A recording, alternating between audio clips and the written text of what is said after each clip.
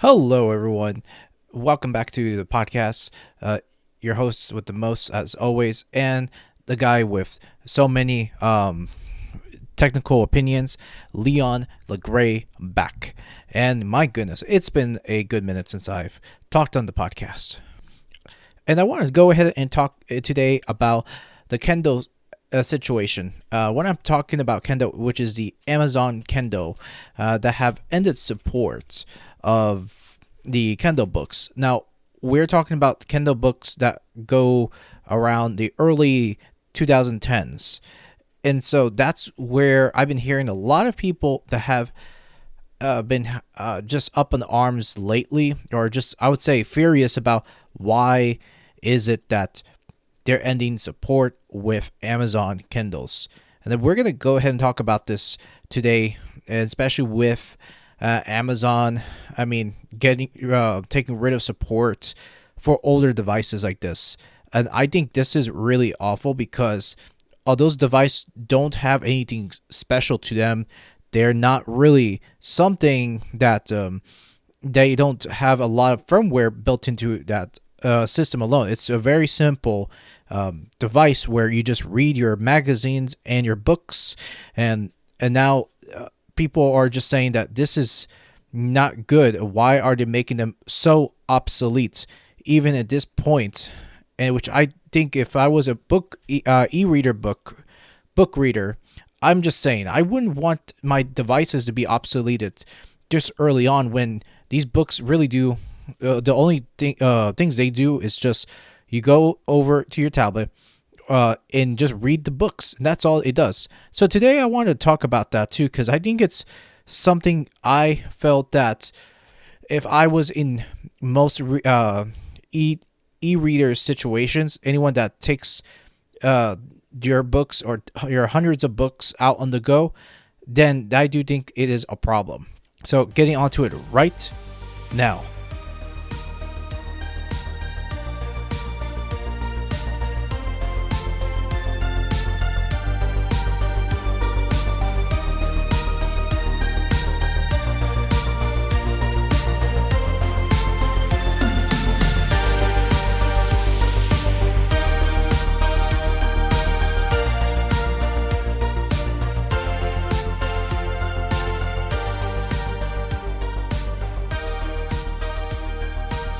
Now, as someone like myself that reads a ton of books, and I would go over and read books whenever I have just the time and just a pleasure to get on a title that I'm very interested in. And I would say the last book, well, it's not an ebook, but it's a physical copy, paperback. And the last time I've read a book that actually sit my interest was actually early this year, called Dewey.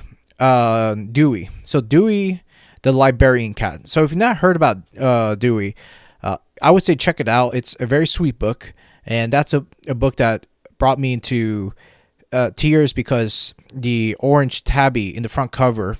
Now, if you don't know what the story is about, if you love pets, if you love cats like I do, that's something I would recommend. I just finished the book back in March. It took me a couple days to finish it, but regardless, I think it was still a wholesome, sweet story about a librarian that took the cat during a very cold season, which the cat was around. The way what I've understand was the cat was very young in 1988, and so it was one of those things that brought me brought me into tears because it reminded me about my cat that I would say I ended up losing. And now I would say that my cat was very old, so it was one of those things that brought that I connected that story in that way, and I felt that was really sweet. So anyways, if you guys have the chance, check out Dewey whenever you got the time to read it. I would check it out too, because the story is good. I won't say much about it. I would say just do so. But ever since I've read the book with Dewey, it made me question about, especially when with having a book in your hand and having physical copies is not as difficult. While I would say the only thing I will put it this way is that books have meaning, and a lot of people buy or purchase ebooks because of its convenience, and that way we're not lugging a lot of physical books. And like, even like myself today, I still carry books from my aunts and my cousins. Two of them are deceased, and I still carry those old contemporary and romance books coming from my aunt. She was a big avid reader. She would read in her spare time, and she's done a lot of reading. So it was one of those things that she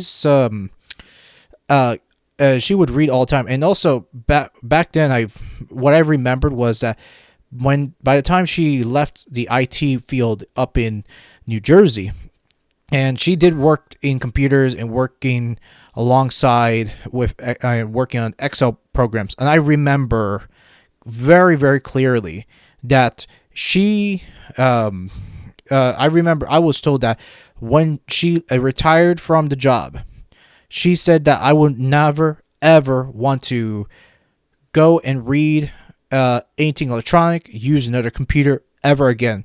And now, ever since then, I don't know if I ever asked her about only an e-reader, because the thing is, though, if she gets an e-reader, then she would have to get a computer. So that was one thing I would say, that probably it's smart to have physical copies because you own it.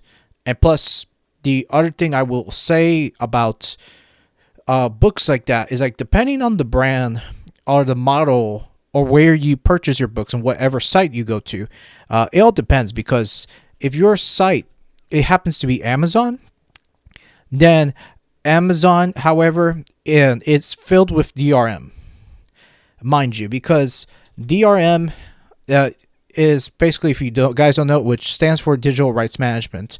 And even they claim to say that we're protecting authors and all that. I think it's BS, because it's also hurting the consumer in the more consumer level. Now, I understand that the authors that put their blood, sweat, and tears in each page should get they're compensated for work, which I do agree, because these authors want to make a living, publishing their books out to everyone to read it. So to be fair, they have to make money. And now what I don't like with the model, especially with Amazon, is Amazon, especially what I come to find out, it just in 2 weeks ago, and even though I could have had covered this up early on, but I've been going through other topics with Linux and other kernel subjects, and I figured it'll be time to go over about Amazon, and especially Amazon. I never purchased Kindle. I don't think I ever will. And I remember I have been gifted by my uncle many years ago of a Kindle Fire that I've used very, very shortly, for a short amount of time. But I never kept it for so long because I just never trusted the DRM that's been laid in too. And it felt funny for me to own a device. And I can only imagine, especially, that how much time that you're able to use it, but you're not going to have a device that's going to be future proof. Because when I say future proof, there's going to be devices, especially in any device, will be obsolete at some point in your lifetime, and you're not ever going to use it again. Or let's say if your device gets bricked, or it won't be used to get your content synced. Let's say your movies, your videos, or especially your books in that matter. Then I will tell you one thing is that owning those all-in-one tablets isn't going to work out. Now, the Kindle model, I would say that it's made so much money in the past, and it is incredible that the older Kindles are getting shafted. And I don't like that too, because I'm going to go over the article, which tells you here, which it says, it was recently announced that Amazon is discontinuing support for older Kindle models released before 2013. Starting May 20th, 2026, you will no longer be able to purchase, borrow, or download new content to affected devices via the Kindle store. You will still be able to read books that you already have on those devices, but you won't be able to expand your collection. So, what should you do if you don't want to buy a new Kindle? So, here in this article, it's going to go into details on how to go about it too. And however, unfortunately, there is no way to back up your Kindle Kindle books without delving into legal gray areas. On February 26, 2025, Amazon removed the download and transfer via USB option from the Kindle library, which allowed users to freely manage and move their books however they pleased.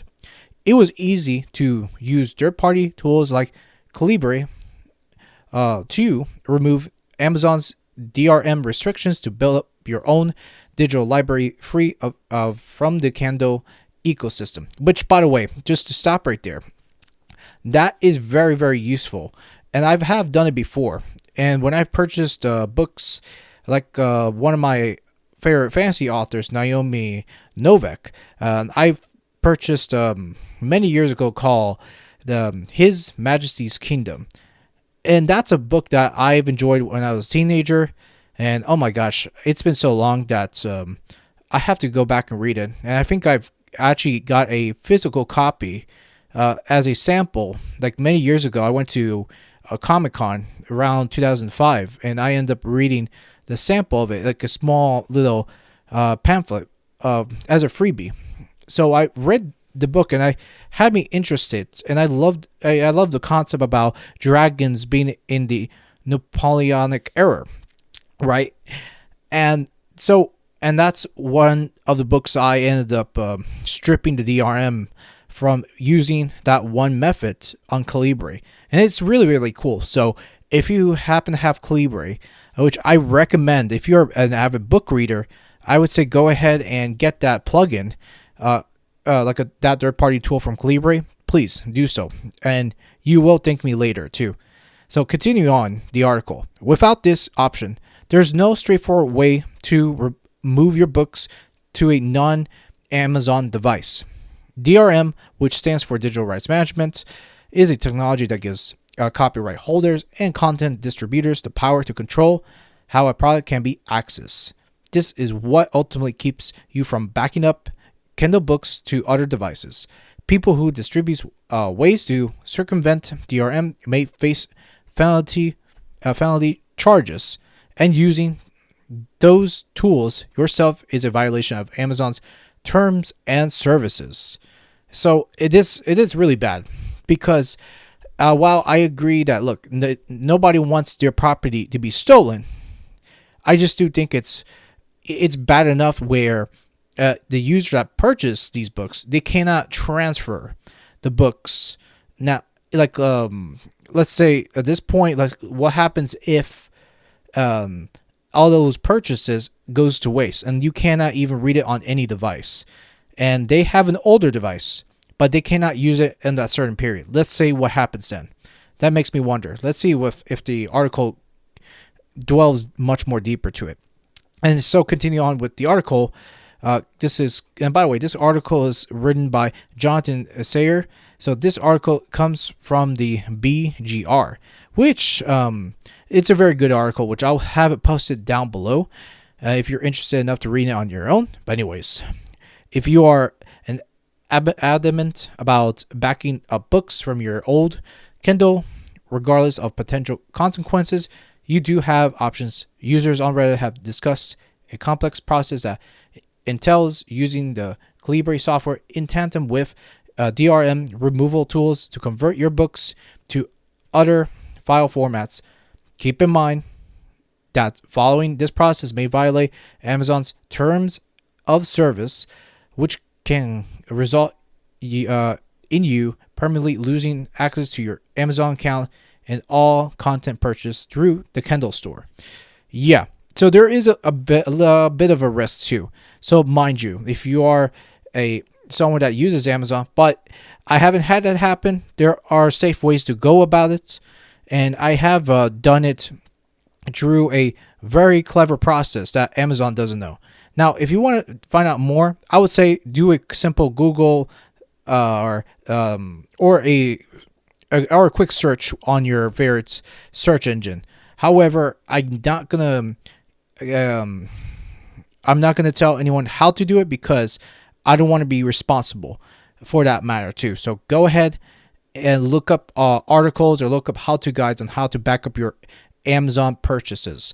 So that's all I am going to say, really. So continue on the article. It's also worth noting that publishers have the choice of whether or not to apply DRM when formatting an ebook via Kindle Direct Publishing. If you own books that were published as DRM free, you can download these books as EPUB or PDF files via the Manage Your Content and Devices on pages on Amazon. If you're interested in continuing to use Amazon's devices and services, you can still access your books without the need to back them up. The books you purchase through Kindle Store are linked to your account, so you will be able to download them from the cloud if you buy a new Kindle. The Kindle Cloud Readers lets you log in and read your books on the web browser. If you can use the Kindle app to effectively change your iPad into a Kindle with these alternatives, along with the fact that Amazon is enforcing DRM and rendering old models obsolete, it's easy to say that no one needs a Kindle anymore, which I will agree with this article right there. I just don't think you really need to own a Kindle, because if you want to know more about how to do it or how to back up your books digitally, I will tell you right there, it is very, very simple to do that. I just don't think you really need to go through Amazon to buy books, because there are so many places that you can go ahead and purchase books legally and without the DRM. Now, I know that you can just go and get books anywhere. Like, actually, there's one website I have an account. It's called ebooks.com. So that is one I have used in the past, and I haven't used it for so long. But I would tell you this is that it is very, very good. So if you want convenience, ebooks.com is for you. And I would say check it out. Barnes & Nobles, I will tell you that Barnes & Nobles does have their own version of DRM. It has like kind of the Mobi, .mobi file. Now, I will say if you are reading through a Nook device, I'm just giving you a heads up, everyone, that that right there, it is still DRM. It's still, those copies are still proprietary. But I will mention is that if you want to read your books anywhere, especially on a Nook, sure, why not? Go for it too. So I won't tell you not to, but you can do so too. Because I think the closest to me for as a tablet is the Google Pixel 8 that I do read time to time again. Now, I will agree with the article that this right here, I will say if you want to back up all your books that you want to reread or new titles you want to go over, that's absolutely okay. Because I'm sure there are many ebook websites that you can actually go over and find out which websites do not offer DRM, which is good. Because one book website I'm going to just tell you is ebooks.com. And what I like about ebooks.com is it's DRM free. And I love the fact you could just get it off of their website and you just pay the price for the book and voila. And that's all. which that is one of the things I like about it and enjoy is not having all this DRM stuff too. Because that way, if you're purchasing books through via Amazon, then it's like, why? Why would I ever do that too? Like, I understand that Amazon is like a gateway for authors and get their books exposed through the front page. Like, to right now, the way I see it is Amazon is not about books anymore. It's about everything, right?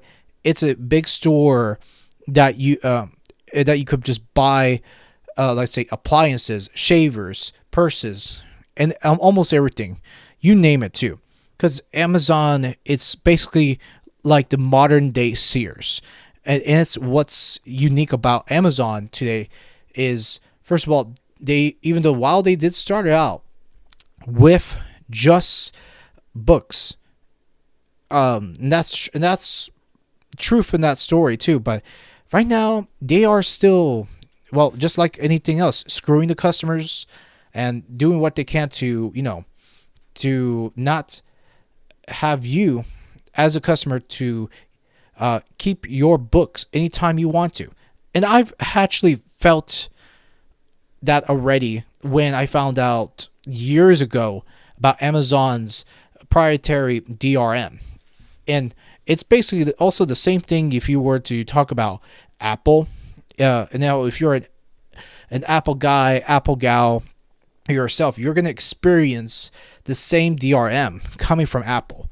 And so that's why I never purchased most books, because I have purchased about very few things on it, but I don't go out on a spending spree on digital items, because I feel that with digital items these days, it's like, why would I ever go out and purchase books digitally that then at some point you want to say to yourself, well, what is the deal?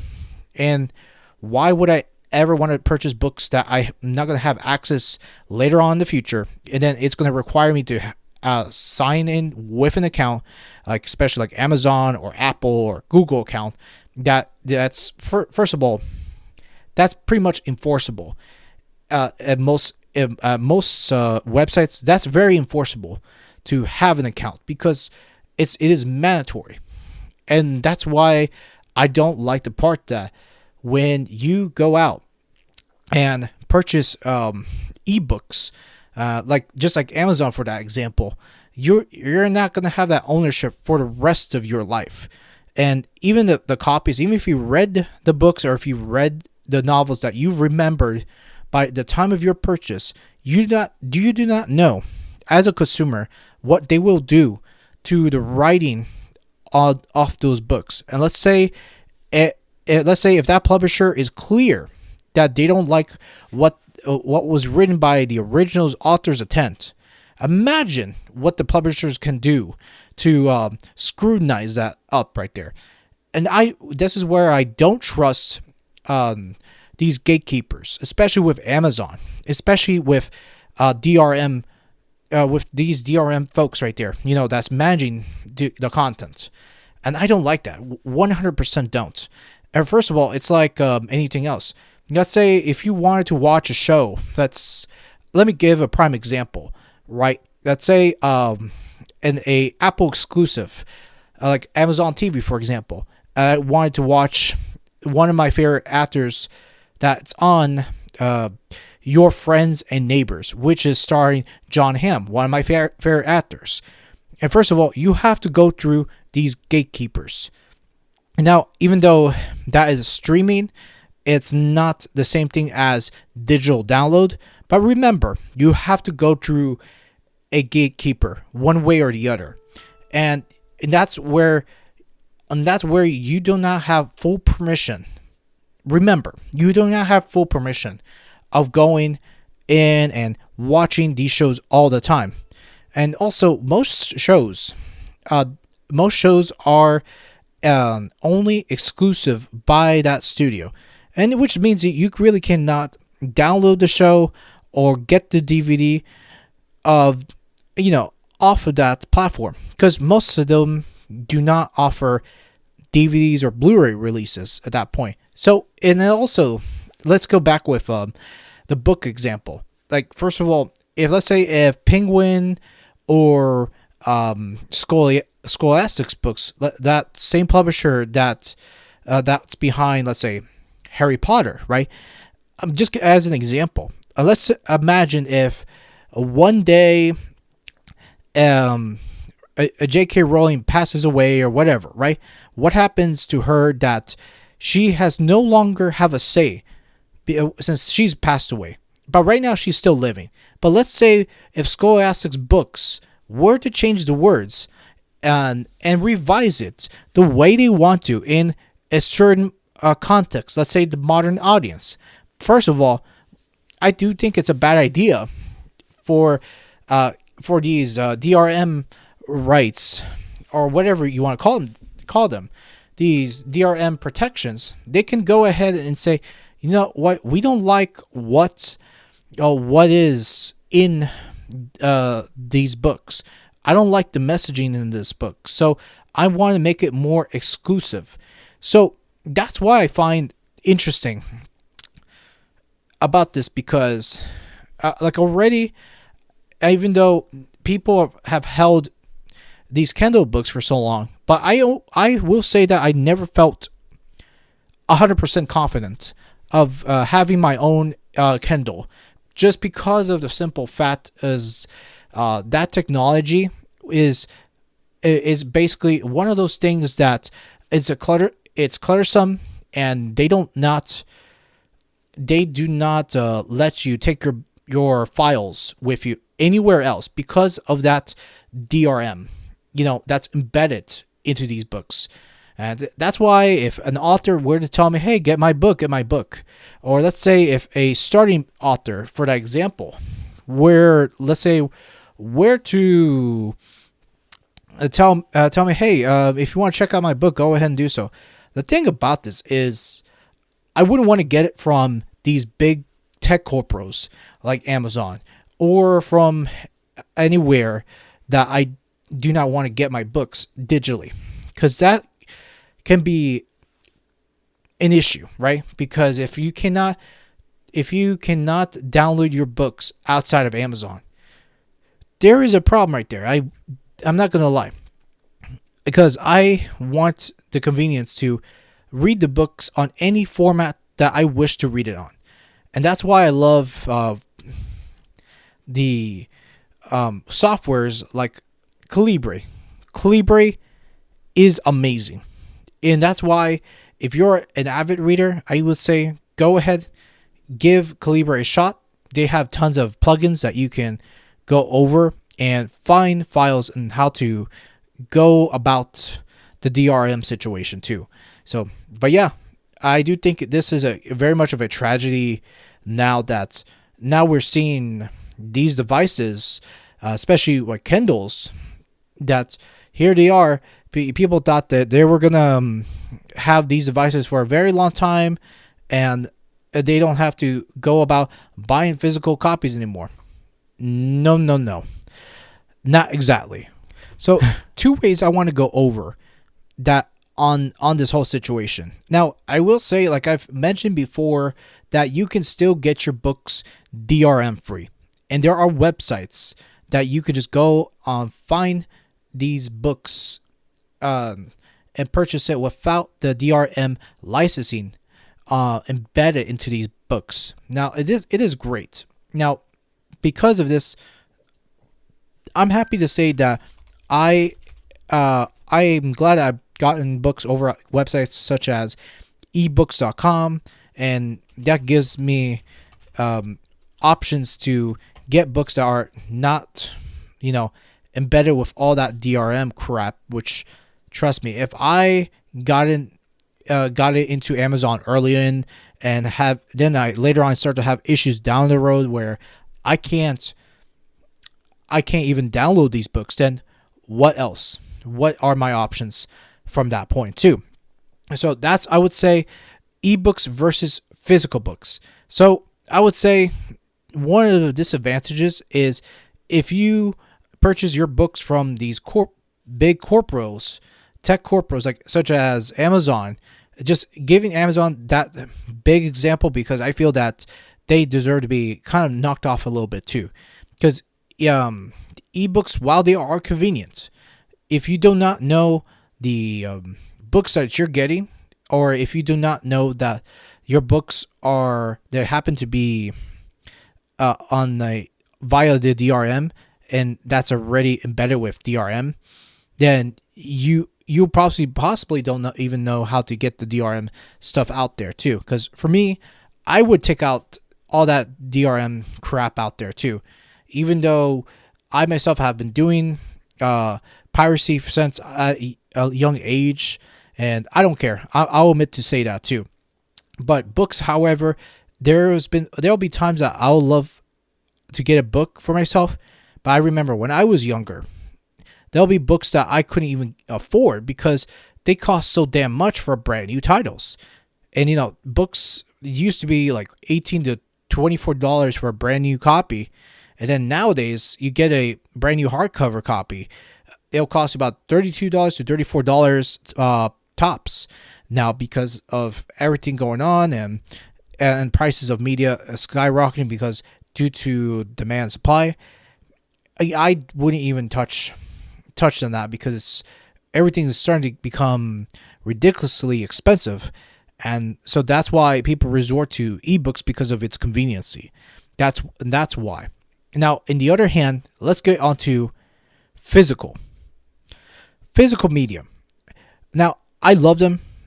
I would take my books everywhere, and I remember when I visit my dad when he was living, I would take trips from Atlanta, Georgia, to down to Miami to visit my dad. And my God, there would be a time that I would go down there, and I would fly down to Miami, Florida, and just make a trip over there. And I remember bringing most of my books when I get bored because I enjoyed reading. I enjoy taking magazines with me on the go.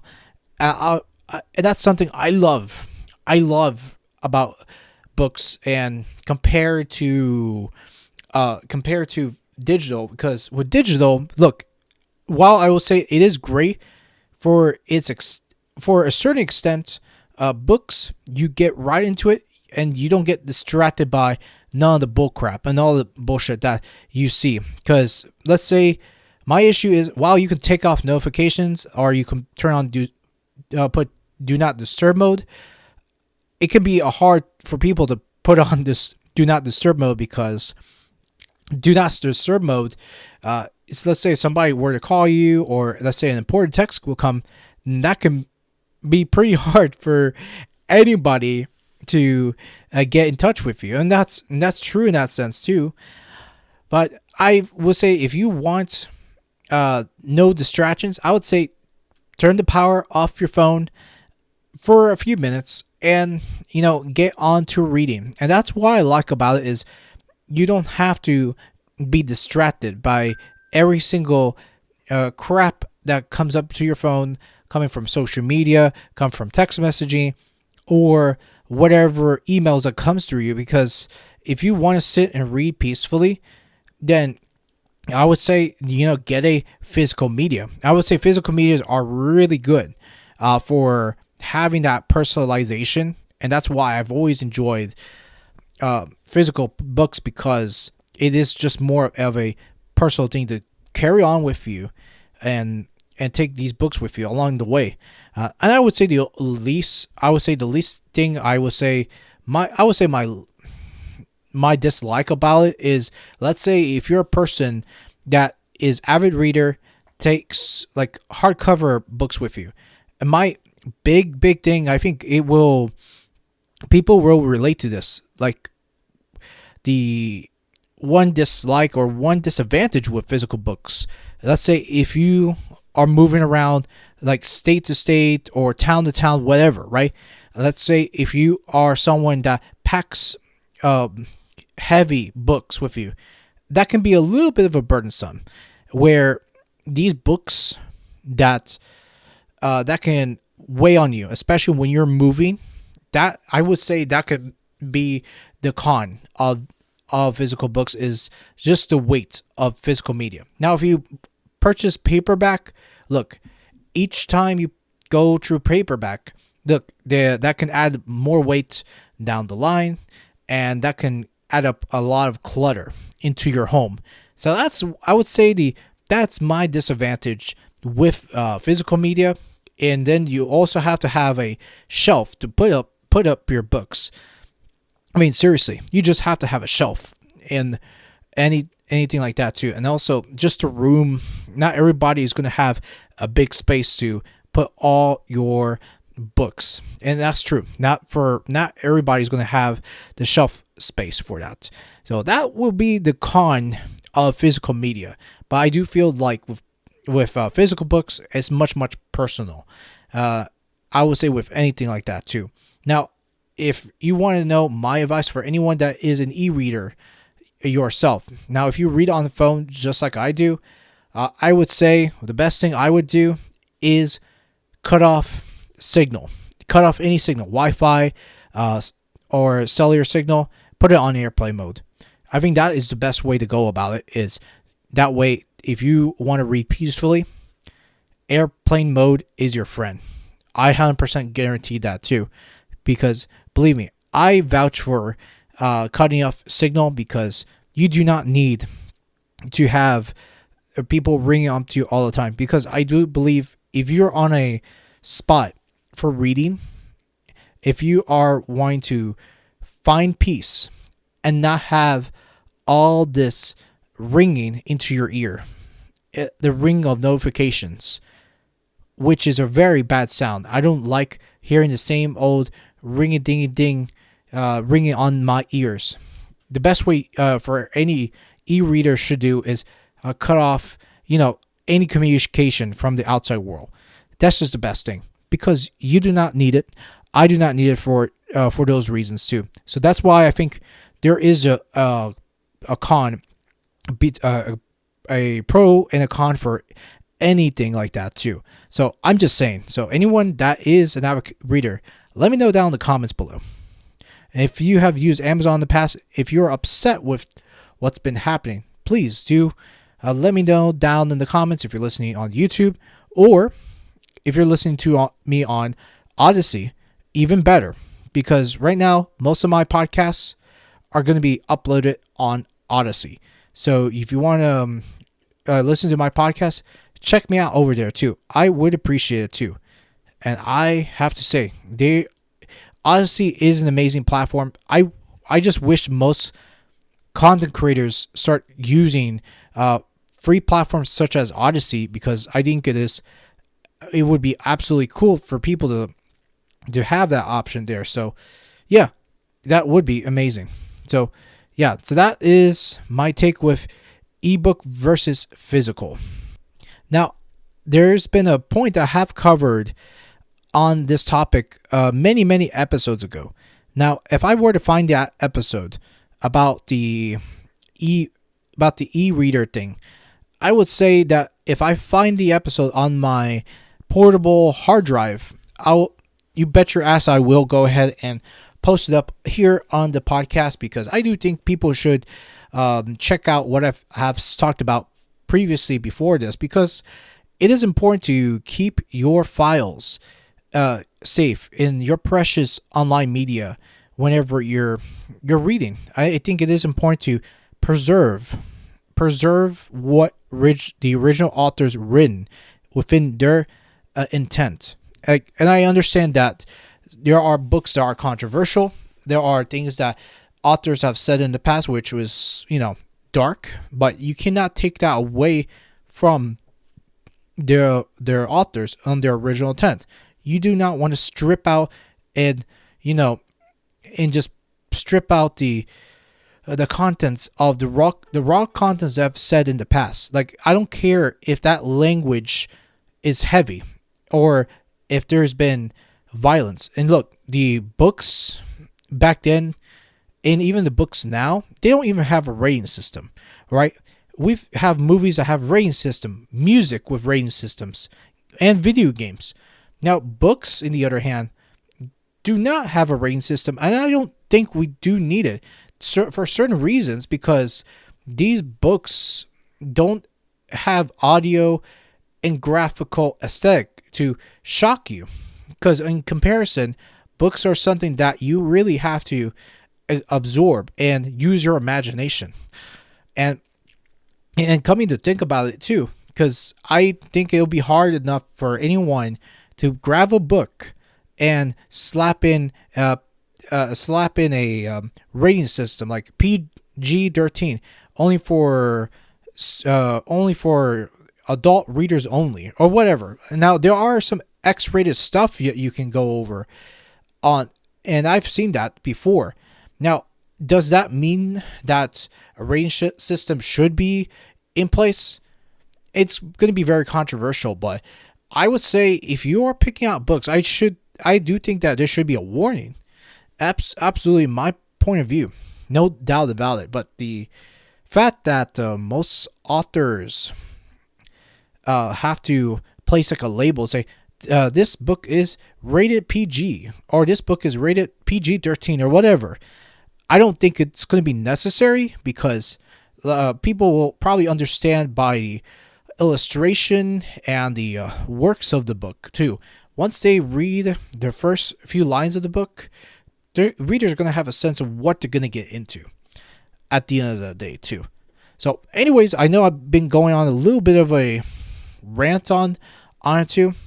So I do think for anyone that wants to access media these days, look, and also the media that we're consuming, especially with books are still big today, and books I still enjoy going over even in my spare time. If I have to go over tutorials, books that have to do with certain topics I enjoy, especially computer magazines, I'll go into, like I say, Linux users, because I've been avidly reading a lot on Linux recently, because right now I've been talking about in the past about Linux growth. So I do want to get into subscribing onto Linux users and getting back into the groove of it too, because they do write a lot of good things about the open source projects and open source news that's been going on, just to keep me informed basically, because I like that. I really do. And so yeah, that's going to be about it for today's podcast. So, and if you enjoyed what you've listened to, be sure to subscribe and rate this podcast wherever you're listening to me, on whatever podcast platform you're on right now. Anyways, this is Leon signing out. You have a good day, good night, good afternoon, wherever you listen to me on. Peace out, everybody. I'll see you next time, or hear from you on the next one.